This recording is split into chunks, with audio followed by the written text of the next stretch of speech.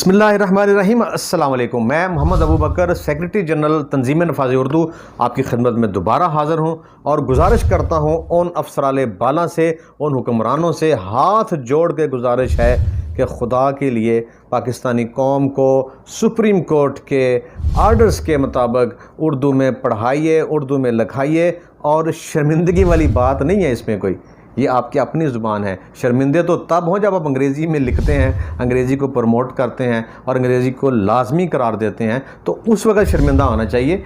अब नहीं होना चाहिए कि हम उर्दू को पढ़ा रहे हैं, लिखा रहे हैं और ये पूरी कौम की आवाज़ है और घर घर से अब ये इसकी धूम मच चुकी है और इसकी जो आवाज़ की गूंज है ये आपके ईवानों तक पहुंच चुकी है। तो बराए मेहरबानी पाकिस्तान से मोहब्बत का इजहार करते हुए, पाकिस्तान से खलूस का इजहार करते हुए पाकिस्तानी कौम को कौमी ज़ुबान लौटा दीजिए। पाकिस्तान जिंदाबाद, पाकिस्तान कौमी ज़ुबान पाइंदाबाद।